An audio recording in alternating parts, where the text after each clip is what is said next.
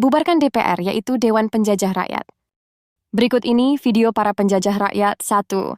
Menteri sombong tidak takut Tuhan. Siapapun akan saya lawan, termasuk Tuhan. Semoga Tuhan cepat menenggelamkanmu. Ini menteri-menteri pejabat di era Prabowo ini semuanya tidak takut Tuhan. Sampah semua. 2.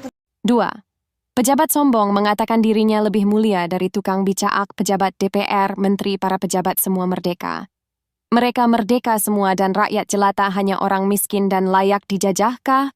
Ketika DPR dibandingkan dengan rakyat jelata yang katakan tukang beca atau buruh, di situ Anda mengalami sesat logika. Enggak, kita bandingkan dengan rakyat yang gaji UMR. Gaji UMR. Kan aneh kamu membandingkan dengan gaji UMR, Mbak.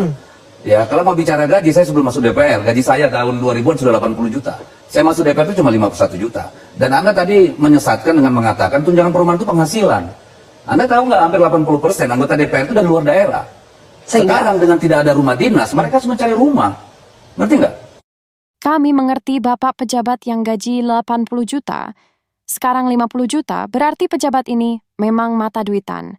Calon koruptor, untuk fasilitas rumah, harus adil, sama dengan PNS, kredit di bank, jadi rumah KPR, semua fasilitas penunjang DPR, menteri dan pejabat. Semua harus sama dengan PNS, yaitu sesuai golongan kepangkatan. Jadi kita, rakyat merdeka, para pejabat, sama dengan rakyat, yaitu sama-sama merdeka. Jangan hanya para pejabat saja yang merdeka.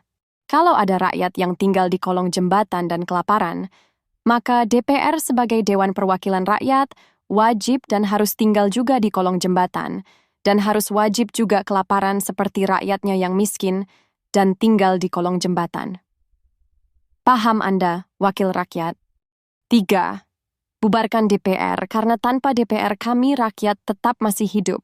Indonesia tanpa DPR masih berjalan nggak? Mari kita bayangkan sejenak kalau besok DPR tiba-tiba dibubarkan. Apakah Indonesia berhenti bernafas? Apakah roda ekonomi macet? Apakah sekolah-sekolah tutup, rumah sakit berhenti menerima pasien? Atau petani berhenti menanam padi? Jawabannya jelas, tidak. Jalan sih. Karena kehidupan sehari-hari memang tidak bergantung pada sidang paripurna di Senayan. Lalu apa yang benar-benar berhenti? Mungkin rapat yang isinya hanya kursi kosong. Mungkin perjalanan dinas ke luar negeri yang penuh alasan. Atau mungkin aliran tunjangan dan gaji fantastis yang selama ini terasa lebih besar daripada manfaat yang dirasakan rakyat. Ironisnya, justru rakyatlah yang paling setia bekerja, tanpa gaji, ratusan juta, tanpa fasilitas mewah, dan tanpa gelar wakil rakyat di depan namanya. Jadi pertanyaannya bukan lagi, Indonesia tanpa DPR masih berjalan nggak? Tapi, kalau tanpa DPR saja, negara bisa tetap berjalan. Apakah keberadaan DPR hari ini benar-benar meringankan beban rakyat, atau justru menambahinya? Tuangkan keluh kesahmu di kolom komentar.